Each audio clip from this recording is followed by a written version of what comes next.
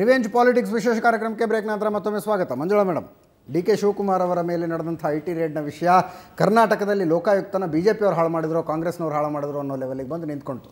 Series of serious allegations. ಇಲ್ಲ, ಇಲ್ಲಿ ನಿರಂತರವಾಗಿ ನಮ್ಮ ರಾಜ್ಯ ಅಧ್ಯಕ್ಷರ ಮೇಲೆ ಒಂದು ರೀತಿ ಆಕ್ರಮಣ ಮಾಡ್ತಾ ಇದ್ದಾರೆ. ಇಲ್ಲಿ please I want to answer. ನೀವು ಹಂಸರಾಜ್ ಭಾರದ್ವಾಜ್ ಅವರನ್ನ ರಾಜ್ಯಪಾಲರನ್ನಾಗಿ ಮಾಡಿ ಕರ್ನಾಟಕದಲ್ಲಿ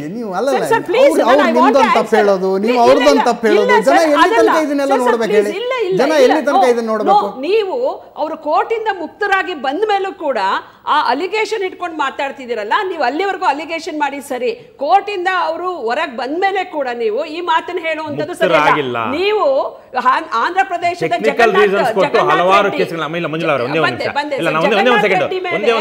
ಇವರು ರಾಜಶೇಖರ್ ರೆಡ್ಡಿ ಮಗ ಜಗನ್ನಾಥ್ ರೆಡ್ಡಿ ಮೇಲೆ ಕೂಡ ಅದೇ ರೀತಿಯ ಒಂದು ದಾಳಿಯನ್ನ ಮಾಡಿದ್ರು. ಕಾಂಗ್ರೆಸ್ ಸರ್ಕಾರ ಏನ್ ಮಾಡ್ತಾ ಇದೆ, ಕಾಂಗ್ರೆಸ್ ವಿರೋಧ ಪಕ್ಷವಾಗಿ ಕೇಂದ್ರದಲ್ಲಿ ಏನ್ ಮಾಡ್ತಿದೆ, ಇದೇ ಲಲ್ಲೂ ಪ್ರಸಾದ್ ಯಾದವ್ ಅವ್ರ ಪರವಾಗಿ ಹೋಗಿ ನಿಂತ್ಕೊಳ್ಳುತ್ತೆ. 10 ವರ್ಷಗಳ ಕಾಲ UPA ಸರ್ಕಾರ CBIನಾಗ್ಲಿ IT-ನಾಗ್ಲಿ ಅಥವಾ ಇತರ ಇಂಡಿಪೆಂಡೆಂಟ್ ಏಜೆನ್ಸಿಗಳನ್ನಾಗ್ಲಿ ಮಿಸ್ಯೂಸ್ ಮಾಡ್ಕೊಂಡಿಲ್ಲ ಅಂತ ಯಾರಾದ್ರೂ ಹೇಳಿದ್ರೆ ಅವರು ದಡ್ರು ಅಂತ ಅರ್ಥ. ಅಷ್ಟೆಲ್ಲ ಸಾಲು ಸಾಲಾಗಿ ಮಿಸ್ಯೂಸ್ ಮಾಡ್ಕೊಳ್ಳ. ಇಲ್ಲಿ ಪ್ರಶ್ನೆ ಇರೋದಲ್ಲ ಮೇಡಮ್, ಪ್ರಶ್ನೆ ಇರೋದಲ್ಲ. ರವಿಕೃಷ್ಣ ರೆಡ್ಡಿ ಅವರು ಹೇಳಿದ ಹಾಗೆ ಗಾಜಿನ ಮನೆಯಲ್ಲಿ ಕೂತ್ಕೊಂಡಿರುವಂತವರು ಇನ್ನೊಬ್ಬರ ಮೇಲೆ ಕಲ್ಲು ಹೊಡಿಬಾರದು ಅನ್ನೋ ಸಾಮಾನ್ಯ ಜ್ಞಾನನ ಕರ್ನಾಟಕ ಬಿಜೆಪಿ ಅಪ್ಲೈ ಮಾಡಿಕೊಳ್ತಾ ಇದೆಯಾ? 10 ವರ್ಷದ ನಂತರ ದೇಶದ ಜನ ಬದಲಾವಣೆ ಕೇಳಿದ್ರು. ಪ್ರಧಾನಿಗಳು ನರೇಂದ್ರ ಮೋದಿ ಆದ ಮೇಲೆ ಇದು ಇಡೀ ದೇಶದಲ್ಲಿ ಕ್ಲೀನ್ ಇಂಡಿಯಾ ಕಾರ್ಯಕ್ರಮ ನಡೀತಾನೆ ಇದೆ ಸರ್. ಇದು ಯಾರನ್ನೂ ಹೊರತುಪಡಿಸಲ್ಲ, ಇದು ಎಲ್ಲರ ಮನೆ ಬಹಳ ಸಹಜ ಮೇಡಮ್. ಸಂಶಯ ಬಂದ್ರೆ ಬಹಳ ಸಹಜ. ಅದು ಗುಜರಾತ್ನ MLA ಬಂದು ಇಲ್ಲಿ ಕೂತ್ಕೊಂಡಿದ್ದಾರೆ ರೆಸಾರ್ಟ್ ನಲ್ಲಿ. ಅವರ ಪೈಕಿ ಕೆಲವೊಬ್ಬರನ್ನ ತಮ್ಮ ಕಡೆ ಸೆಳೆದುಕೊಂಡ್ರೆ ರಾಜ್ಯಸಭೆಯಲ್ಲಿ ಇನ್ನೊಂದು ಸೀಟ್ ಗೆಲ್ಲುವಂತ ಅವಕಾಶ ಇದೆ. ಅದಕ್ಕಿಂತ ಮುಖ್ಯವಾಗಿ ಅಹಮದ್ ಪಟೇಲ್ರನ್ನ ಸೋಲಿಸಬಹುದು. ಅಹಮದ್ ಪಟೇಲ್ರಿಗೂ ಅಮಿತ್ ಶಾ ಅವರಿಗೂ ಎಷ್ಟು ವರ್ಷಗಳ ವೈರತ್ವ ಇದೆ ಅನ್ನೋದು ದೇಶಕ್ಕೆ ಗೊತ್ತಿರುವಂತ ವಿಷಯ. ಇಂತಹ ಸಮಯದಲ್ಲಿ ಡಿ.ಕೆ. ಶಿವಕುಮಾರ್ ಅವರ ಮೇಲೆ ರೇಡ್ ಆದ್ರೆ ಆ ಟೈಮಿಂಗ್ ಮೇಲೆ ಸಂಶಯ ಬರೋದು ಸಹಜ. ಹೇಳ್ತೀನಿ, ಸಾರ್ವಜನಿಕ ಜೀವನದಲ್ಲಿ ಇರುವಂತ ನಾವು ಇಂತ ಒಂದು ಟೈಮ್ಗೆ ಒಂದು CRPF ಬಂತು ಅಂತ ಯಾಕೆ ತಗ್ಲಾಕೋಬೇಕು? ನಾವು ಸಾರ್ವಜನಿಕ ಜೀವನದಲ್ಲಿ ಇದೀವಿ. ನೀವು ಯಾವುದೇ ಟೈಮು ಯಾವುದೇ ಸಮಯದಲ್ಲಿ any place you come and check, we are ready to answer ಅಂತ ಯಾಕೆ ಹೇಳಲ್ಲ ನಾವು? ಇದ್ರ ಮೇಲೆ ಯಾಕೆ ನೀವು ಇಟ್ಕೊಂಡಿದ್ದೀರಾ? ಈ ಟೈಮ್ ಆಗಿದೆ ಆ ಟೈಮ್ ಇದೆ ಅಂತ ನಾವು ಮುಹೂರ್ತ ಫಿಕ್ಸ್ ಮಾಡ್ತಾ ಕೂತ್ಕೊಳ್ಳಿಕ್ಕಾಗತ್ತೆ IT ಡಿಪಾರ್ಟ್ಮೆಂಟ್ಗೆ? ನಾನು ಅವ್ರು ಹೇಳಿದಕ್ಕೆ ಅದಕ್ಕೆ ಯಾಕಂದ್ರೆ ಅದಕ್ಕೆ ಹೇಳಬೇಕು, ಅವ್ರು ಒಂದು ತಪ್ಪು ಮಾಹಿತಿ ಕೊಡ್ತಾ ಇದ್ದಾರೆ ಜನಕ್ಕೆ. ಏನು ಅಂದರೆ ಯಡಿಯೂರಪ್ಪನವರು ದೋಷ ಮುಕ್ತರಾಗಿದ್ದಾರೆ, ದಯವಿಟ್ಟು ಯಡಿಯೂರಪ್ಪನವರು ದೋಷ ಮುಕ್ತರಾಗಿದ್ದಾರೆ ಅಂತ ಹೇಳ್ಬಿಡಿ. ಅವರ ಮೇಲಿದ್ದಂಥ ಕೇಸುಗಳು ಕೆಲವೊಂದು ತಾಂತ್ರಿಕ ಕಾರಣಗಳಿಂದಾಗಿ ವಜಾ ಆಗಿದ್ದಾವೆ, ವಿಚಾರಣೆಯೇ ಆಗಿಲ್ಲ, ವಿಚಾರಣೆ ಹಂತಕ್ಕೆ ಬರದೇನೆ ವಜಾ ಆಗಿದ್ದಾವೆ. ಕಾಂಗ್ರೆಸ್ನವರು ರಕ್ಷಣೆ ಕೊಡ್ತಾ ಇರೋದ್ರಿಂದ ಅವ್ರು ಇನ್ನೂ ಮೇಲ್ಮನವಿ ಅಂತವೆಲ್ಲ ಹೋಗಿಲ್ಲ. ಹಾಗಾಗಿ ಅವರು ವಿಚಾರಣೆಗೆ ಒಳಪಟ್ಟು ದೋಷ ಮುಕ್ತರಾಗಿಲ್ಲ. ಸಿಬಿಐ ಕೇಸಲ್ಲಿ ದೋಷ ಮುಕ್ತರಾಗಿದ್ದಾರೆ, ಸಿಬಿಐ ಕೋರ್ಟ್ ಅಲ್ಲಿ ದೋಷ ಮುಕ್ತರಾಗಿದ್ದಾರೆ. ಆದ್ರೆ ದೋಷ ಮುಕ್ತರಾಗೋದಕ್ಕೆ ಅಲ್ಲಿ ನಡೆದಿರುವಂತಹ ಹಣದ ವಹಿವಾಟು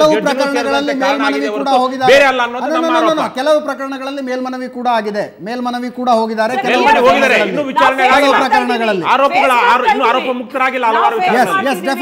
ನಾವು ಫೇಸ್ ಮಾಡ್ತಾ ಇದ್ದೀವಿ ಈಗ. ಅದಕ್ಕೇನೆ ಈ ಶೆಲ್ಟರ್ ನೀವು ಈ ಶೆಲ್ಟರ್ ತಗೋತೀರಾ? Let us also face. ಈಗ ನಾನು ಹೇಳ್ತೀನಿ, ಜಾರ್ಜ್ ಅವರಿಗೆ ನೀವು ಗಣಪತಿ ಅವರ ಕೇಸ್ನಲ್ಲಿ ರಾಜೀನಾಮೆ ತಗೊಂಡ್ರಿ, ಮತ್ತೆ ವಾಪಸ್ ಒಂದು CID ತನಿಖೆ ಮಾಡಿಸಿ ವಾಪಸ್ ತೆಗೆದುಕೊಂಡ್ಬಂದ್ರಿ. ಕರ್ನಾಟಕದಲ್ಲಿ 1 ವರ್ಷದ ಮುಂಚೆ ನಂಬರ್ 1 ರಾಜ್ಯ ಭ್ರಷ್ಟಾಚಾರದಲ್ಲಿ ಅಂತ ಹೆಸರು ಮಾಡಿದೆ. ಯಾವ ಪ್ರಭಾವಿಯ ಇದ್ದಂತ ಪ್ರಬಲವಾಗಿದ್ದಂತ ಲೋಕಾಯುಕ್ತವನ್ನ ನೀವು ಕೊಂದು ಹಾಕ್ತೀರಿ? ಏನಿದು ನಿಮ್ಮ ಅರ್ಥ? ಬಗ್ಗೆ ಬಿಜೆಪಿಯವರು ಯಾವುದೇ ತರಹದ ಹೋರಾಟವನ್ನು ಮಾಡೋದಿಲ್ಲ. ನಮ್ಮ ವಿರೋಧ ಪಕ್ಷದ ನಾಯಕರು ವಿಧಾನಸಭೆಯಲ್ಲಿ ಮತ್ತು ವಿಧಾನ ಪರಿಷತ್ತಲ್ಲಿ ಸುಮ್ಮನೆ ನಾಟಕ ಆಡಿಕೊಂಡು ಕಾಲಹರಣ ಮಾಡ್ತಾರೆ ಹೊರತು ನಾವು ಬಿಜೆಪಿಯರಿಂದ ಈ ರಾಜ್ಯ ಸರ್ಕಾರ ಮಾಡ್ತಿರುವಂತ ಭ್ರಷ್ಟಾಚಾರದ ಬಗ್ಗೆ ಯಾವ ಹೋರಾಟವನ್ನು ಮಾಡೋದಿಲ್ಲ. ನಮ್ಮ ಹೋರಾಟದ ಫಲವಾಗಿ ದಿನೇಶ್ ಗುಂಡೂರಾವ್ ಅವರಿಗೆ ರಾಜೀನಾಮೆ ಮಾಡಿ ಅವರ ಪಕ್ಷಕ್ಕೆ ಕರ್ಕೊಂಡಿರುವಂತದ್ದು ಅವರ ಒಂದು ಡಿನೋಟಿಫಿಕೇಶನ್ ಕೇಸಲ್ಲಿ ಮಾಡೋದ್ರಲ್ಲಿ ಅರ್ಥ ಇಲ್ಲ. ನೋಡಿ, ನಾನು ನಿಮಗೆ ಒಂದು ಹೇಳ್ತೀನಿ, ಇವರು ಇಷ್ಟೆಲ್ಲ ಮಾತನಾಡ್ತಾರಲ್ವ, ಭ್ರಷ್ಟಾಚಾರದ ಬಗ್ಗೆ ಇಷ್ಟೆಲ್ಲ ಮಾತನಾಡಿದ್ರು. ಅಧಿಕಾರಕ್ಕೆ ಬರೋದಕ್ಕೆ ಮೊದಲು ಇದೇ ನರೇಂದ್ರ ಮೋದಿ, ಇದೇ ಭಾರತೀಯ ಜನತಾ ಪಾರ್ಟಿಯವರು ಲೋಕಪಾಲ್ ವ್ಯವಸ್ಥೆ ಬಗ್ಗೆ ಏನೆಲ್ಲ ಮಾತನಾಡಿದ್ರು, ಏನೆಲ್ಲ ಹೋರಾಟ ಮಾಡಿದರು. 3 ವರ್ಷ ಆಯ್ತು ಇವರು ಅಧಿಕಾರಕ್ಕೆ ಬಂದು. ಇವ್ರ ಯೋಗ್ಯತೆಗೆ ಲೋಕಪಾಲ್ ವ್ಯವಸ್ಥೆಯನ್ನು ಕೇಂದ್ರದಲ್ಲಿ ತರಕ್ಕಾಗಿಲ್ಲ, ಮಾತನಾಡ್ತಾರೆ. ಏನು ಇವರು ಮಾತಾಡುವಂಥದ್ರ ಅರ್ಥ ಏನಾದರೂ ಅರ್ಥ ಇದೆಯಾ? ಇದು ಒಂದು. ಎರಡನೇದು, ಇವತ್ತೇನು ಅಕ್ವಿಟಲ್ ಆಗಿರುವಂಥದ್ದು ಸುಪ್ರೀಂ ಕೋರ್ಟ್ನಲ್ಲಿ ಪಿಟಿಷನ್ಸ್ ಫೈಲ್ ಆಗಿರುವಂಥದ್ದು ಪೆಂಡಿಂಗ್ ಇದೆ. ಇದರ ಜೊತೆಗೆ ಒಂದನ್ನು ಅರ್ಥ ಮಾಡ್ಕೋಬೇಕಾಗುತ್ತೆ, ಈ ಕರ್ನಾಟಕದ ಇತಿಹಾಸದಲ್ಲಿ ಯಾರಾದರೂ ಭ್ರಷ್ಟಾಚಾರ ಮಾಡಿ ರಾಜ್ಯದ ಸಂಪತ್ತನ್ನು ಲೂಟಿ ಮಾಡಲಿಕ್ಕೆ ಅವಕಾಶ ಕೊಟ್ಟಂಥ ಸರ್ಕಾರ ಇದನ್ನು 16th November 2008 ಫಸ್ಟ್ ನಾನು ರಿಪೋರ್ಟ್ ಕೊಟ್ಟೆ as A fact finding committee chairman ಆಗಿ, ವಿರೋಧ ಪಕ್ಷದ ನಾಯಕನಾಗಿ. ನಾನು ಕೊಟ್ಟಾದ್ಮೇಲೆ 18th December 2008 ಲೋಕಾಯುಕ್ತರ ರಿಪೋರ್ಟ್ ಕೊಟ್ಟರು. Finally 27th July 2011 final report ಕೊಟ್ಟರು. ಸೀರೀಸ್ ಆಫ್ ಹೋರಾಟಗಳನ್ನು ನಾವು ಮಾಡಿದಂಥ ಪರಿಣಾಮದ ಹಿನ್ನೆಲೆಯಲ್ಲಿ ಅವರದೇ ಸರ್ಕಾರ ಇದ್ದಾಗ ಯಡಿಯೂರಪ್ಪನವರು ಮುಖ್ಯಮಂತ್ರಿಗಳಾಗಿದ್ದಂಥವ್ರು ಜೈಲಿಗೆ ಹೋಗ್ತಾರೆ, ಆ ಸರ್ಕಾರದಲ್ಲಿದ್ದಂಥ ಮಂತ್ರಿಗಳು ಜೈಲಿಗೆ ಹೋಗ್ತಾರೆ. ಈಗಲೂ ಸಹ ಭ್ರಷ್ಟಾಚಾರದಿಂದ ಹೊರಗೆ Absolutely, factually correct. ಅಲ್ಲ, ಒಂದು ನಿಮಿಷ. Factually correct. ಬಿಜೆಪಿಯನ್ನು ಮುಗಿಸಬೇಕಾಗಿತ್ತು, ಯಡಿಯೂರಪ್ಪ ಪ್ರಬಲ ನಾಯಕರು, ಅವರನ್ನು ಮುಗಿಸಬೇಕಾಗಿತ್ತು. ಅದಕ್ಕೆ ಹಂಸರಾಜ್ ಭಾರದ್ವಾಜ್ ಮೂಲಕ ಷಡ್ಯಂತ್ರ ಮಾಡಿ ಅವರನ್ನ ಜೈಲಿಗೆ ಕಳಿಸಿದ್ರು. ಅಲ್ಲ, ಫ್ಯಾಕ್ಚುಲಿ ಕರೆಕ್ಟ್. ವಿರೋಧ ಪಕ್ಷವಾಗಿದ್ದಂತ ಸಂದರ್ಭದಲ್ಲಿ ಕಾಂಗ್ರೆಸ್ ಅಕ್ರಮ ಗಣಿಗಾರಿಕೆ ವಿರುದ್ಧ ನಡೆಸಿದಂತಹ ಹೋರಾಟ ಜನರಿಗೆ ನೆನಪಿರುವಂತದ್ದು. ಬೆಂಗಳೂರಿನಿಂದ ಬಳ್ಳಾರಿಯ ತನಕ ಪಾದಯಾತ್ರೆ, ಅಧಿಕಾರಕ್ಕೆ ಬಂದ ನಂತರ in spite of all the report, ಯಾವ ಗಣಿ ಉದ್ಯಮಿ ಹತ್ರ ಎಷ್ಟೆಷ್ಟು ದುಡ್ಡು ವಸೂಲು ಮಾಡಿಕೊಳ್ಳಬೇಕು ಅಂತ ರಿಪೋರ್ಟ್ ಇದ್ದಾಗಲೂ ಕೂಡ ಇದುವರೆಗೂ ಒಂದೇ ₹1 ವಸೂಲಾಗಿಲ್ಲ. ಅಧಿಕಾರಕ್ಕೆ ಬಂದ 4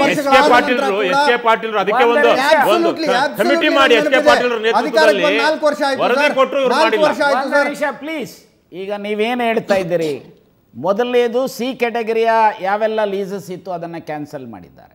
ಒಂದಿಷ್ಟು ಮ್ಯಾಟ್ರಸ್ಸು ಸುಪ್ರೀಂ ಕೋರ್ಟ್ನಲ್ಲಿ ಪೆಂಡಿಂಗ್ ಇದ್ದಾವೆ. ಇನ್ನು ಯಾವುದು ರಿಕವರಿ ಪ್ರೋಸೆಸ್ಸನ್ನು ಇನಿಷಿಯೇಟ್ ಮಾಡುವಂಥದಕ್ಕೆ ಮೊದಲೇ ಚೀಫ್ ಸೆಕ್ರೆಟರಿ ಅವರ ಇದರಲ್ಲಿ ಒಂದು ಕಮಿಟಿಯನ್ನು ಮಾಡಿರ್ತಕ್ಕಂಥದ್ದಿದೆ. ಆ ಕಮಿಟಿಯ ರಿಪೋರ್ಟ್ಸ್ನ ಆಧಾರದ ಮೇಲೆ ರಿಕವರಿ ಪ್ರೊಸೀಡಿಂಗ್ಸ್ ಅನ್ನು ಮಾಡಬೇಕಾಗುತ್ತೆ. ಬಹುಶಃ ಮಾಡ್ತಾರೆ, ಸ್ವಲ್ಪ ಅದರಲ್ಲಿ ವಿಳಂಬ ಆಗಿರ್ತಕ್ಕಂಥಲ್ಲ ಅಂತ ಅಧಿಕಾರಿಗಳನ್ನ ನೇಮಕ ಮಾಡೋದಿಲ್ಲ, ಕೊಡಬೇಕಾ.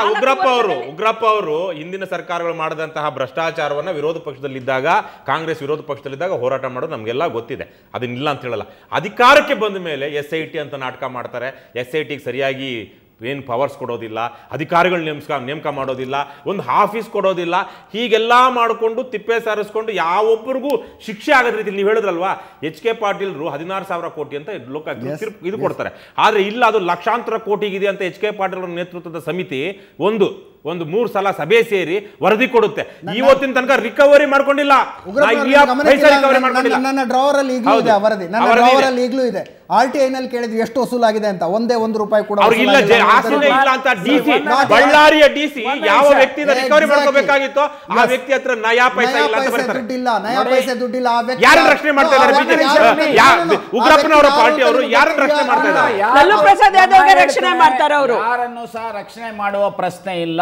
ರಿಕವರಿ ಪಕ್ಷಾತೀತವಾಗಿ ಯಾರೆಲ್ಲ ಇವತ್ತಿದ್ದಾರೆ, ಯಾರೋ ಅಕ್ರಮ ಗಣಿಗಾರಿಕೆಯಲ್ಲಿ ಭಾಗಿಯಾಗಿದ್ದಾರೆ, ಅವರೆಲ್ಲರ ಮೇಲೆ ಕ್ರಮ ಜರುಗಿಸ್ತಕ್ಕಂಥದಕ್ಕೆ ಸರ್ಕಾರ ಬದ್ಧವಾಗಿದೆ. ಇವತ್ತಲ್ಲ ನಾಳೆ ಮಾಡಬೇಕು ಅಂತೇಳಿ ನಾವು ಸಹ ಸದನದಲ್ಲಿ ಹೇಳ್ತೇವೆ, ಈಗಲೂ ಹೇಳ್ತೇವೆ. ಆದರೆ ಕೆಲವು ಕೇಸಸ್ ಪೆಂಡಿಂಗ್ ಇರ್ತಕ್ಕಂಥ ಹಿನ್ನೆಲೆಯಲ್ಲಿ, ಕೆಲವು ಕಮಿಟಿಗಳ ಮುಂದೆ ಆ ಇಶ್ಯೂಸ್ ಇರ್ತಕ್ಕಂಥ ಹಿನ್ನೆಲೆಯಲ್ಲಿ ಸ್ವಲ್ಪ ತಡವಾಗಿದೆ, ಸರ್ಕಾರ ತೆಗೆದುಕೊಳ್ತಾ. ಆದರೆ ಇನ್ನೊಂದನ್ನು ನಾವು ಗಮನಿಸಬೇಕಾಗುತ್ತೆ. ಆದರೆ ಈ ಸರ್ಕಾರ ಯಾವ ಭಾರತೀಯ ಜನತಾ ಪಾರ್ಟಿಯವರು ಅಧಿಕಾರದಲ್ಲಿ ಇದ್ದಾಗ ಲೂಟಿ ಮಾಡಿ 1,00,000 ಕೋಟಿಗೂ ಹೆಚ್ಚು ಸಂಪತ್ತನ್ನು ಲೂಟಿ ಮಾಡಿ ಜೈಲಿಗೆ ಹೋಗಿ ಇವತ್ತು ಬೇಲಲ್ಲಿರ್ತಕ್ಕಂಥ ಸ್ಥಿತಿನಲ್ಲಿ ಈ ಸರ್ಕಾರದ ಯಾವುದೇ ಮಂತ್ರಿಗಳು ಇಲ್ಲ ಅನ್ನೋದನ್ನ ನಾನು ಸ್ಪಷ್ಟಪಡಿಸಲಿಕ್ಕೆ ಹೇಳ್ತೇನೆ. ಇದು ಡಿಸೆಂಬರ್ಗೆ ಎಲೆಕ್ಷನ್ ಡಿಕ್ಲೇರ್ ಮಾಡಕ್ಕೆ ಹೋಗಿದ್ದಾರೆ. ಇವರು ಎಷ್ಟೊಂದು ಭ್ರಷ್ಟಾಚಾರವನ್ನು ನಿರ್ಮೂಲನೆ ಮಾಡ್ತೀನಿ ಅಂತ ಮಾತಾಡ್ತಿದ್ದಾರೆ. 4 ವರ್ಷದಲ್ಲಿ ಏನ್ ಮಾಡಿದ್ರೆ ಅಂದ್ರೆ there is no report. ಅಕ್ರಮ ಗಣಿಗಾರಿಕೆಯಿಂದ ಬದ್ಧತೆ ನಮ್ಮ ಸರ್ಕಾರಕ್ಕಿದೆ ಅನ್ನುವಂತಹ ಮಾತನ್ನ ಉಗ್ರಪ್ಪನವರು ಹೇಳ್ತಾ ಇದ್ದಾರೆ. ಇದೇ ಉಗ್ರಪ್ಪನವರು ಹೇಳ್ತಾರೆ 3 ವರ್ಷ ಆಯ್ತು ಲೋಕಪಾಲ್ ಬಿಲ್ ವಿಷಯದಲ್ಲಿ ನರೇಂದ್ರ ಮೋದಿ ಅವರು ಏನು ಯಾಕೆ ಮಾಡಿಲ್ಲ ಅಂತ. 4 ವರ್ಷ ಆಯ್ತು ಅಧಿಕಾರಕ್ಕೆ ಬಂದು ಅಕ್ರಮ ಗಣಿ ಹಣವನ್ನು ವಸೂಲು ಮಾಡಿಕೊಳ್ಳುವ ವಿಷಯದಲ್ಲಿ ಏನು ಯಾಕೆ ಮಾಡಿಲ್ಲ ಅನ್ನುವಂತ ಪ್ರಶ್ನೆ ಸಹಜವಾಗಿ. ಈಗ ನಿಮಗೆ ನಿಜ ಸ್ವಲ್ಪ ತಡ ಆಗಿದೆ, ನಾನು ಇಲ್ಲ ಅಂತ ಹೇಳೋದಿಲ್ಲ, ನಾನು ಇಲ್ಲ ಅಂತ. ಆದ್ರೆ ನಿಮಿಷ ಪ್ಲೀಸ್, IPL ಅಲ್ಲಿ 1,800 ಕೋಟಿ ವ್ಯಾಪಮ್ ಅಲ್ಲಿ ಆಗಿರ್ತಕ್ಕಂಥದ್ದು ಕೇಂದ್ರ ಸರ್ಕಾರದ ಏನಾಗಿದೆ ಅಂತ ಹೇಳಿದ್ರೆ, ಇಲ್ಲಿ ರಿಕವರಿ ಪ್ರೊಸೀಡಿಂಗ್ಸ್ ಕಡಿಮೆ ಲೇಟ್ ಆಗಿದೆ ಅನ್ನೋದನ್ನ ಇಷ್ಟೊಂದು ಇದನ್ನು ಮಾಡ್ತೀರಿ. ಆದರೆ ಇದೇ ಯಾರು ಬಹುಶಃ ಸತ್ಯ ಹರಿಶ್ಚಂದ್ರನ್ ರೀತಿಯಲ್ಲಿ ಬಿಂಬಿಸ್ಕೊಳ್ತಾ ಇರ್ತಕ್ಕಂಥ ಯಾರು ಮಿಸ್ಟರ್ ಮೋದಿ ಇದ್ದಾರಲ್ಲ, ಅವರಿಗೆ ಸಂಬಂಧಪಟ್ಟ ಹಾಗೆ ಅವರ ಎಕ್ಸ್ಟರ್ನಲ್ ಅಫೇರ್ಸ್ ಮಿನಿಸ್ಟ್ರು, ರಾಜಸ್ಥಾನದ ಮುಖ್ಯಮಂತ್ರಿಗಳು, ಲಲಿತ್ ಮೋದಿ ಇವರೆಲ್ಲ ಇನ್ವಾಲ್ವ್ ಆಗಿರ್ತಕ್ಕಂಥವ್ರು. ಅವರನ್ನು ಬೇರೆ ದೇಶಕ್ಕೆ ಹೋಗೋದಕ್ಕೆ ಬಿಡ್ತಾರೆ, ಮಲ್ಲಿನ ಬೇರೆ ದೇಶಕ್ಕೆ ಹೋಗ್ತಾರೆ. ಸೊ ಇದರ ಬಗ್ಗೆ ಯಾಕೆ ಕೆಲವು ಮಾಧ್ಯಮಗಳು ಮಾಹಿತಿ ಆಡೋದಿಲ್ಲ? ಅವರು ಮಾಡಿದ್ದಾರೆ, ಹಾಗಾಗಿ ನಾವು ಮಾಡೋದಕ್ಕೆ ಮಾಫಿ ಕೊಡಿ ಅಂತ ಹೇಳ್ತಾ ಇಲ್ಲ. ನಾವು ಕೇಳ್ತಾ ಇರೋದು ತಡ ಆಗೋದಕ್ಕೆ ಕಾರಣ ಏನು? ತಡ ಆಗೋದಕ್ಕೆ ಕಾರಣ ರಕ್ಷಣೆ, ಭ್ರಷ್ಟಾಚಾರ ಮತ್ತು ಭ್ರಷ್ಟರ ರಕ್ಷಣೆ ತಡ ಆಗೋದಕ್ಕೆ ಕಾರಣ. ಮಂಜುಳಾ ಅವರು ಮತ್ತು ಉಗ್ರಪ್ಪ ಅವರ ಇಬ್ಬರ ವಾದಗಳನ್ನು ಕೇಳ್ತಾ ಇದ್ರೆ ನಮ್ಮ ವೀಕ್ಷಕರಿಗೆ ಬಹಳ ಸ್ಪಷ್ಟ ಆಗ್ತದೆ. ನೇತೃತ್ವದಲ್ಲಿ ನಾವು ಭ್ರಷ್ಟಾಚಾರದ ವಿರುದ್ಧ ಆಕ್ಷನ್ ಮಾಡ್ತಿಲ್ಲ, ಸಮರವನ್ನ ಸಾರಿದ್ದೇವೆ, ನನ್ನನ್ನು ಸುಟ್ಟು ಕೂಡ ಹಾಕಬಹುದು ಈ ಒಂದು ಹೋರಾಟದಲ್ಲಿ ಅಂತ ಸ್ವತಃ ಮೋದಿ ಅವರು ಹೇಳಿದ್ದಾರೆ. ಇದಕ್ಕೆ ದೇಶದ ಜನರ ಬೆಂಬಲ ಇದೆ, ಹಾಗೆ ನಡೆಯುತ್ತೆ. ಯಾರನ್ನು ಕೂಡ ಈ ಭ್ರಷ್ಟಾಚಾರದ ವಿರುದ್ಧದ ಹೋರಾಟದಲ್ಲಿ ನಮ್ಮ ಕೇಂದ್ರ ಸರ್ಕಾರ ನಿಲ್ಲೋದಿಲ್ಲ. ಎಲ್ಲರ ಮೇಲೆ ಆ ಗಾಳಿ ಉರುಳುತ್ತೆ. ಒಬ್ರು ಮಂತ್ರಿಯಾಗಿ 1.5 ವರ್ಷದಿಂದ ಹೇಳ್ತಾ ಇದೆ ಕೇಂದ್ರ ಸರ್ಕಾರ, ನಿಮ್ ಎಲ್ಲ ಹಣವನ್ನ ಬೇನಾಮಿ ಟ್ರಾನ್ಸಾಕ್ಷನ್ ಸರೆಂಡ್ ಮಾಡಿ ನೀವು ಮೇನ್ ಸ್ಟ್ರೀಮಿಗೆ ಬನ್ನಿ ಅಂತ. ಅದನ್ನು ಯಾವುದನ್ನು ಕೇಳದೆ ಇವತ್ತು ಇಷ್ಟು ಜಗತ್ ವ್ಯಾಪಿಯಾಗಿ ನಡೆದಿರುವಂತಹ ಬೇನಾಮಿ ಟ್ರಾನ್ಸಾಕ್ಷನ್ಸು ಮತ್ತು ಹಣ, ಮನಿ ಲಾಂಡ್ರಿ, ಮತ್ತು ಇಲ್ಲೊಂದು 5 ಜನ ಅವರ ಶಿಷ್ಯಂದ್ರು ಮಾಡಿರುವಂತ ಎಲ್ಲ ವ್ಯವಹಾರಗಳು ಇದು ಹೊರಗೆ ಬರೋವರೆಗೂ ದಯಮಾಡಿ ಮಾಧ್ಯಮದವರು, ಕಾಂಗ್ರೆಸ್ನವರು 3 ದಿನ ವೇಟ್ ಮಾಡಿದ್ರೆ ಎಲ್ಲವೂ ಡಾಕ್ಯುಮೆಂಟ್ ಸಮೇತ ಹೊರಗೆ ಬರುತ್ತೆ. ಈಗ ಇನ್ಕಮ್ ಟ್ಯಾಕ್ಸ್ ಇನ್ಫಾರ್ಮೇಶನ್ ಐಟಿ ಅವರು 5 ದಿವಸ ತನಿಖೆ ಮಾಡಿ ಹಾಗೆ ಡೆಲ್ಲಿಗೆ ವಾಪಸ್ ಹೋಗ್ತಾರಾ? ಏನ್ ಹೇಳ್ತೀರಾ? ಏನ್ ಹೇಳ್ತಾರೆ?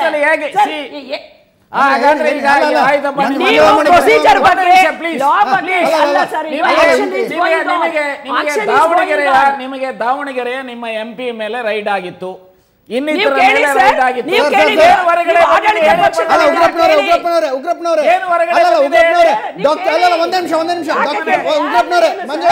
ಡಾಕ್ಯುಮೆಂಟ್ ಲೀಕ್ ಆಗೋದು ಸೆಲೆಕ್ಟಿವ್, ಅದ್ರ ಬಗ್ಗೆ ಯಾರಿಗೂ ಏನು ಭಿನ್ನಾಭಿಪ್ರಾಯ ಇಲ್ಲ.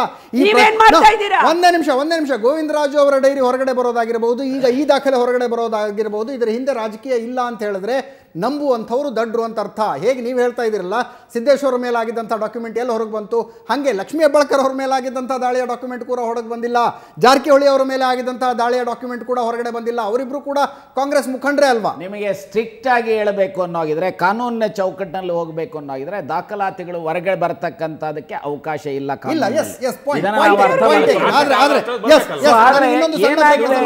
ಯಾರು ಕಾನೂನು ಬಾಹಿರವಾಗಿ ಕೃತ್ಯ ಎಸಗಿದ್ದಾರೆ ಅವರ ಮೇಲೆ ಕ್ರಮವನ್ನ ಜರುಗಿಸ್ತಕ್ಕಂಥ ಸಂದರ್ಭದಲ್ಲಿ, ಕೋರ್ಟ್ಗಳಲ್ಲಿ ಕಟ್ಟಳೆಗಳನ್ನು ಹಾಕ್ತಕ್ಕಂಥ ಸಂದರ್ಭದಲ್ಲಿ ಮಾಹಿತಿಗಳನ್ನ ನ್ಯಾಯಾಲಯದ ಮುಂದೆ ಇಡಬೇಕೇ ಹೊರತು ಈ ರೀತಿ ಲೀಕ್ ಮಾಡತಕ್ಕಂಥದ್ದು ಇದೆಯಲ್ಲ, ಇದು ತೇಜೋವಧೆ ಮಾಡತಕ್ಕಂಥ ಒಂದು ವಿರೋಧ ಪಕ್ಷವನ್ನ. ಬರ್ತೀನಿ. ಇನ್ನೊಂದು ಸಣ್ಣ ಬ್ರೇಕ್ನ ಸಮಯ ಆಗಿದೆ ನನಗೆ. ಮಂಜುಳಾ ಅವರು ಕೂಡ ಒಂದು ಮಾತನ್ನ ಎತ್ತಿದ್ರು. ನಿನ್ನೆ ನಾವು 11 ಗಂಟೆಯಿಂದ ಇಡೀ ರಾತ್ರಿ ಪಬ್ಲಿಕ್ ಫೋನನ್ನು ಓಪನ್ ಮಾಡಿದ್ವಿ. ಜನರ ಅಭಿಪ್ರಾಯ ಏನು ಅಂತ ಕೇಳೋದಕ್ಕೆ ಸುಮಾರು ಜನ ಹೇಳಿದ್ದು, ಉಗ್ರಪ್ಪನವರೇ, DK ಶಿವಕುಮಾರ್ ಅವರು ಒಂದು ವೇಳೆ ತಪ್ಪು ಮಾಡಿಲ್ಲ ಅಂದರೆ ಬಹಿರಂಗವಾಗಿ ನಾನು ತನಿಖೆಗೆ ತಯಾರಾಗಿದ್ದೀನಿ, ಎಷ್ಟು ರೇಡ್ ಮಾಡ್ಕೊಳ್ತಿರೋ ಮಾಡ್ಕೊಳ್ಳಿ, ಏನು ತನಿಖೆ ಮಾಡ್ಕೊಳ್ತಿರೋ ಮಾಡ್ಕೊಳ್ಳಿ ಅನ್ನುವಂಥ ಮಾತನ್ನು ಹೇಳಬೇಕಾಗಿತ್ತು. ಅದನ್ನ ಬಿಟ್ಟು ಒಂದು ಕಡೆ ಅವರ ಮನೆ ಮೇಲೆ ರೇಡ್ ನಡೀತಿದ್ರೆ ಹೊರಗಡೆ ಅವರ ಕಾರ್ಯಕರ್ತರು ಗಲಾಟೆ ಮಾಡ್ತಾರೆ. ಯು ವೋಂಟ್ ಬಿಲೀವ್, ನಂಬ್ತಿರೋ ಇಲ್ವೋ, ನನಗೆ ನಂಬೋದಕ್ಕೆ ಸಾಧ್ಯ ಆಗಲಿಲ್ಲ. ಇನ್ಕಮ್ ಟ್ಯಾಕ್ಸ್ ಡಿಪಾರ್ಟ್ಮೆಂಟ್ನ ಕಚೇರಿಯ ಮೇಲೆ ಕಲ್ಲು ತೂರಿದಂಥ ಘಟನೆಗಳು ಕೂಡ ನೆನ್ನೆ ನಡೀತು ಮಂಗಳೂರಿನಲ್ಲಿ. ಯಾಕೆ ಒಂದು ಸಲ DK ಶಿವಕುಮಾರ್ ಅಥವಾ ಕಾಂಗ್ರೆಸ್ ಆಗಲಿ ನಾವು ತನಿಖೆಗೆ ತಯಾರಾಗಿದ್ದೀವಿ, ಏನು ರೇಡ್ ಮಾಡ್ಕೊಳ್ತಿರೋ ಮಾಡ್ಕೊಳ್ಳಿ ಅನ್ನುವಂತಹ ಹೇಳಿಕೆ ಯಾಕೆ ಅಧಿಕೃತವಾಗಿ ಬರೋದಿಲ್ಲ? ಆ ಪ್ರಶ್ನೆಗೆ ಉಗ್ರಪ್ಪನವರಿಂದ ಉತ್ತರ ತಗೋತೀನಿ. ಚರ್ಚೆಯ ಕೊನೆಯ ಭಾಗಕ್ಕೆ ನಾವು ಬರ್ತಾ ಇದ್ದೀವಿ. ಉಗ್ರಪ್ಪನವ್ರನ್ನ ನಾನು ಕೇಳ್ತಾ ಇದ್ದೆ, ಏನು ರೇಡ್ ಮಾಡ್ಕೊಳ್ತಿರೋ ಮಾಡ್ಕೊಳ್ರಿ, ನಾವು ತನಿಖೆಗೆ ತಯಾರಾಗಿದ್ದೀವಿ, ನಮ್ಮ ಲೆಕ್ಕಪತ್ರ ಸರಿಯಾಗಿದೆ ಅನ್ನುವಂಥ ಒಂದು ಹೇಳಿಕೆ ಯಾಕೆ DK ಶಿವಕುಮಾರ್ ಅವರಿಂದನೂ ಬರೋದಿಲ್ಲ, ಕಾಂಗ್ರೆಸ್ ಪಕ್ಷದಿಂದಲೂ ಬರೋದಿಲ್ಲ? ನೋಡಿ, ಯಾಕೆ ಇದೊಂದು ಹ್ಯೂ ಆ್ಯಂಡ್ ಕ್ರೈ ಮಾಡಿ? ಒಂದು ನಿಮಿಷ, ನೀವು ಬಹುಶಃ ಕರೆಕ್ಟಾಗಿ ಫಾಲೋ ಮಾಡಿದರೆ ಈ ಮಾತಾಡ್ತಾ ಇರಲಿಲ್ಲ. DK ಸುರೇಶ್ ಅವರು ಸ್ಪಷ್ಟವಾಗಿ ಮಾಧ್ಯಮಗಳಿಗೆ ಹೇಳಿಕೆಯನ್ನು ಮಾಡಿದ್ದಾರೆ. ನಾವು ಎಲ್ಲ ಟ್ಯಾಕ್ಸನ್ನು ಕಟ್ಟಿದ್ದೀವಿ, ಯಾವುದೂ ಎವೇಡ್ ಮಾಡಿಲ್ಲ, ನಮ್ಮ ಮೇಲೆ ಏನು ಬೇಕಾದರೂ ಮಾಡಲಿ ಅನ್ನುವಂಥದ್ದನ್ನು ಮಾಧ್ಯಮಗಳಿಗೆ ಅವರೇ ಹೇಳಿಕೆಯನ್ನು ಮಾಡಿರೋವಂಥದ್ದನ್ನು ನಿಮ್ಮ ಮಾಧ್ಯಮಗಳಲ್ಲೇ ಬಂದಿರತಕ್ಕಂಥದ್ದನ್ನು ನಾನು ಗಮನಿಸಿದ್ದೇನೆ. ಅದರಲ್ಲಿರುವಂಥ ಇನ್ನೊಂದು ಸೆಂಟೆನ್ಸ್ ಬಹುಶಃ ತಾವು ಗಮನಿಸಿರಲಿಕ್ಕಿಲ್ಲ. ನಮ್ಮ ಹೆಸರಿನಲ್ಲಿರುವ ಮನೆಗಳಲ್ಲಿ ಸಿಕ್ಕಿರುವ ಹಣಕ್ಕೆ ನಾವು ವಿವರಣೆ ಕೊಡ್ತೀವಿ ಅನ್ನುವಂಥ ಮಾತನ್ನು ಅವ್ರು ಹೇಳಿದ್ದಾರೆ.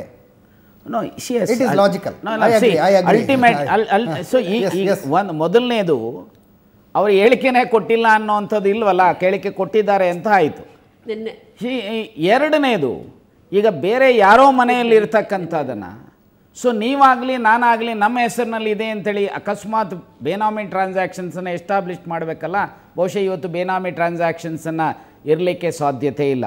ಒಂದು ವೇಳೆ ಹಾಗೆ ಇದ್ದರೆ ಅಲ್ಟಿಮೇಟ್ಲಿ ಎಸ್ಟಾಬ್ಲಿಷ್ ಮಾಡಾದ ಮೇಲೆ ಅದರ ಪ್ರಶ್ನೆ ಬರತಕ್ಕಂಥದ್ದು ಅನ್ನೋದನ್ನು ಹೇಳಲಿಕ್ಕೆ ಬಯಸ್ತೇನೆ. ಎರಡನೇದು ಏನಪ್ಪ ಅಂತ ಹೇಳಿದರೆ, ಸೆಕ್ಷನ್ 123 ಆಫ್ RP ಆ್ಯಕ್ಟ್ ಪ್ರಕಾರ ಇಂಡ್ಯೂಸ್ಮೆಂಟ್ ಆಗಲಿ ಥ್ರೆಟ್ಸನ್ನು ಕೊಡ್ತಕ್ಕಂಥದ್ದು ಏನಿದೆ, ಯಾರು ಮತದಾರರಿದ್ದಾರೆ ಗುಜರಾತಿನ ರಾಜ್ಯಸಭಾ ಎಲೆಕ್ಷನಲ್ಲಿ ಇರ್ತಕ್ಕಂಥ ಮತದಾರರಿಗೆ ಇಂಡ್ಯೂಸ್ ಮಾಡ್ತಕ್ಕಂಥದ್ದು ಮತ್ತು ಥ್ರೆಟ್ ಕೊಡ್ತಕ್ಕಂಥದ್ದು ಈ ನೆಲದ ಕಾನೂನಿಗೆ ವಿರುದ್ಧವಾಗಿರ್ತಕ್ಕಂಥದ್ದು. ಅದರ ಹಿನ್ನೆಲೆಯಲ್ಲಿ ಇವತ್ತು ಇಷ್ಟೆಲ್ಲ ನಡೀತಾ ಇರ್ತಕ್ಕಂಥದ್ದು ಅನ್ನೋದನ್ನು ನಾನು ಹೇಳಲಿಕ್ಕೆ ಬಯಸ್ತೇನೆ. ಅದರ ಮೂಲಕ ಎಲ್ಲೋ ಒಂದು ಕಡೆ ಒಬ್ಬ ಮೈನಾರಿಟಿ ಕ್ಯಾಂಡಿಡೇಟ್ ಗೆಲ್ಲಬಾರ್ದು, ಕಾಂಗ್ರೆಸ್ಸಿನ ಕ್ಯಾಂಡಿಡೇಟ್ ಗೆಲ್ಲಬಾರದು ಅನ್ನುವಂಥ ರಾಜಕೀಯ ಸೇಡಿನ ಹಿನ್ನೆಲೆಯಲ್ಲಿ ಭಾರತೀಯ ಜನತಾ ಪಾರ್ಟಿಯ ರಾಷ್ಟ್ರೀಯ ಅಧ್ಯಕ್ಷರು ಮತ್ತು ಪ್ರಧಾನಮಂತ್ರಿಗಳು ಇವತ್ತು ಈ ರೀತಿಯ ಸೇಡಿನ ಪ್ರವೃತ್ತಿಯನ್ನು ಇಲ್ಲಿ ಮಾಡ್ತಾ ಇದ್ದಾರೆ ಅನ್ನೋದನ್ನ ಹೇಳಲಿಕ್ಕೆ ಬಯಸ್ತೇನೆ.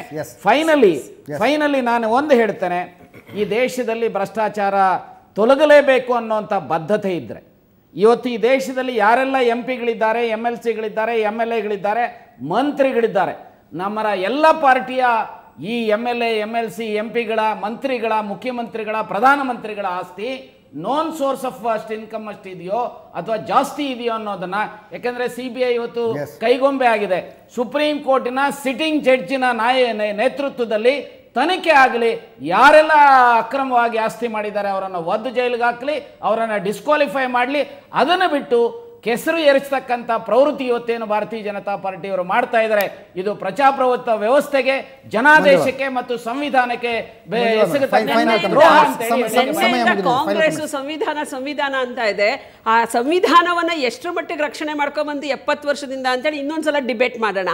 50 ಜನ ಶಾಸಕರು ತಮ್ಮನ್ನೇ ರಕ್ಷಣೆ ಮಾಡ್ಕೊಳ್ದೇ ಇರೋರು ಗುಜರಾತಲ್ಲಿ ಹೋರಾಟ ಮಾಡಿ ಈ ರೀತಿ ಅನ್ಯಾಯ ದಬ್ಬಾಳಿಕೆ ಆಗ್ತಿದೆ ಅಂದ್ರೆ ಸರ್ಕಾರ ಬಂದ್ರೆ ಅವ್ರು ಯಾವ ರಕ್ಷಣೆನ ರಾಜ್ಯ ಜನತೆ ಕೊಡ್ತಾರೆ ಅನ್ನೋದು ಒಂದು. ನಾನು ಮತ್ತೊಂದ್ಸಲ ಹೇಳ್ತೀನಿ, ನರೇಂದ್ರ ಮೋದಿ ಅವರು ದೇಶದಲ್ಲಿ ಅಧಿಕಾರ ತೆಗೆದುಕೊಂಡ ತಕ್ಷಣ ಹೇಳಿದ್ದಾರೆ, ಭ್ರಷ್ಟಾಚಾರದ ವಿರುದ್ಧ, ಕಪ್ಪು ಹಣದ ವಿರುದ್ಧ ಕೇವಲ ಆಕ್ಷನ್ ಅಲ್ಲ, ಇದು ಸಮರ ಎಲ್ಲರ ಮೇಲೆ ಹೋಗುತ್ತೆ. ರವಿಕೃಷ್ಣ ರೆಡ್ಡಿ ಅವರ ಫೈನಲ್ ಕಮೆಂಟ್ಸ್ ನಿಮ್ಮಿಂದ. ಈಗ ನರೇಂದ್ರ ಮೋದಿ ಅವರು 2 ಕೆಲಸ ಮಾಡಬೇಕಾಗಿದೆ. ಅದರ 2 ಅವ್ರು ಹೇಳಿದ್ದು, ಒಂದು, ನಾನು ಅಧಿಕಾರಕ್ಕೆ ಬಂದ 6 ತಿಂಗಳಲ್ಲಿ ಸ್ಪೆಷಲ್ ಕೋರ್ಟ್ಗಳನ್ನ ಕಾನ್ಸ್ಟಿಟ್ಯೂಟ್ ಮಾಡ್ತೀವಿ. ಯಾವೆಲ್ಲ ಶಾಸಕರು, ಜನಪ್ರತಿನಿಧಿಗಳು, ಸಂಸದರ ಮೇಲೆ ಆರೋಪಗಳಿದ್ದಾವೆ, ಭ್ರಷ್ಟಾಚಾರದ ಪ್ರಕರಣಗಳಿದ್ದಾವೆ, ಅವನ್ನ 6 ತಿಂಗಳಲ್ಲಿ ಫಾಸ್ಟ್ ಟ್ರ್ಯಾಕಲ್ಲಿ ಇದು ಮಾಡೋದಕ್ಕೆ ಏನು ಬೇಕೋ ಅವೆಲ್ಲ ಮಾಡ್ತೀವಿ ಅಂತ ಹೇಳೋದು 2014 ಏಪ್ರಿಲಲ್ಲಿ. ಇಲ್ಲಿ ತನಕ 3.5 ವರ್ಷ ಆಯಿತು, ಮಾಡಲಿಲ್ಲ. ಲೋಕ್ಪಾಲ್ ನೇಮಕ ಆಗಿಲ್ಲ. ಆ ಎಲ್ಲ ಸಂಶಯಗಳಿಂದಾಗಿ ಅವರ ಭ್ರಷ್ಟಾಚಾರದ ವಿರುದ್ಧ ಇರುವಂಥ ಅವರ ಬದ್ಧತೆ ಏನು ಅನ್ನೋದು ಒಂದು ದೊಡ್ಡ ಪ್ರಶ್ನೆಗೆ ಉಳ್ಕೊಂಡಿದೆ. ನಾವೆಲ್ಲ ಡಿಮಾನಿಟೈಸೇಷನ್ಗೆ ಹಲವಾರು ಕಾರಣಗಳಿಂದ ಸಪೋರ್ಟ್ ಮಾಡಿದ್ದೀವಿ, ಮುಂದಕ್ಕೂ ಇಂಥ ಭ್ರಷ್ಟಾಚಾರದ ವಿರುದ್ಧ ಹೋರಾಟಗಳಲ್ಲಿ ಅಥವಾ ಕ್ರಮಗಳಿಗೆ ಸಪೋರ್ಟ್ ಮಾಡ್ತೀವಿ. ಎರಡನೇದು, ಇವತ್ತು ಕಾಂಗ್ರೆಸ್ ಸರ್ಕಾರ ಮತ್ತು ಇಲ್ಲಿರುವಂತಹ ವಿರೋಧ ಪಕ್ಷಗಳ ನಾಯಕರು ಬಹುತೇಕ ಸಂದರ್ಭಗಳಲ್ಲಿ ಎಲ್ಲೋ ಒಂದು ಕಡೆ ಒಳ ಒಪ್ಪಂದಗಳನ್ನ ಮಾಡ್ಕೊಂಡಿರೋದು ಜನಕ್ಕೆ ಗೊತ್ತಾಗ್ತಾ ಇದೆ. ಹಾಗಾಗಿ ಇವತ್ತಾದರೂ ಸಿದ್ದರಾಮಯ್ಯನವರು ಮುಖ್ಯಮಂತ್ರಿ ಆಗಿರೋದೇ ಸಂತೋಷ್ ಹೆಗಡೆಯವರು, SR ಹಿರೇಮಠರು, ದೊರೆಸ್ವಾಮಿ ಇವರಂಥವರೆಲ್ಲ ಹೋರಾಟದ ಫಲವಾಗಿ ಮತ್ತೆ ಲೋಕಾಯುಕ್ತ ಅವತ್ತು ಮಾಡಿದಂಥ ಕೆಲಸಕ್ಕಾಗಿ. ಆದರೆ ಸಿದ್ದರಾಮಯ್ಯನವರು ಒಂದು ದೊಡ್ಡ ಜನದ್ರೋಹ ಏನು ಅಂದರೆ ಲೋಕಾಯುಕ್ತವನ್ನು ನಾಶ ಮಾಡಿದ್ದು. ಕನಿಷ್ಠ ಈಗಲಾದ್ರೂ ನಿಮ್ಮ ಅಧಿಕಾರದ ನೀವು ಮಾಡಿರುವಂಥ ತಪ್ಪುಗಳಿಗೆ, ಪಾಪಕ್ಕೆ ಪ್ರಾಯಶ್ಚಿತ್ತವಾಗಾದ್ರೂ ಕನಿಷ್ಠ ನಿಮ್ಮ ಪಕ್ಷದವ್ರ ಮೇಲೆ ನಿಮ್ಗೇನು ಆಕ್ಷನ್ ತಗೊಳಕ್ಕಾಗಲ್ಲ, ನಮಗೆ ಗೊತ್ತಿದೆ. ಕನಿಷ್ಠ ವಿರೋಧ ಪಕ್ಷಗಳ ನಾಯಕರ ಮೇಲಿರುವಂತಹ ಆರೋಪಗಳನ್ನಾದರೂ ತನಿಖೆ ಮಾಡಿಸಿ. ಇಡೀ ಕೋರ್ಟ್ ನ್ಯಾಯಾಂಗವನ್ನು ಭ್ರಷ್ಟ ಮಾಡೋದಕ್ಕೆ ಒಂದು ದೊಡ್ಡ ಹುನ್ನಾರ ನಡೆದಿದೆ ಕರ್ನಾಟಕದಲ್ಲಿ, ಆಗಿದೆ. ಇವತ್ತಿನ ಕಾಂಗ್ರೆಸ್ನ ಮಂತ್ರಿಗಳು ಸೇರಿದಂತೆ ಹಲವಾರು ಜನ ಕೋರ್ಟ್ ಅಲ್ಲಿ ಸಿದ್ದರಾಮಯ್ಯನವರು ಮಾತ್ರ ಭ್ರಷ್ಟಾಚಾರದ ವಿಚಾರಕ್ಕೆ ಅವರು ಪೂರ್ತಿಯಾಗಿ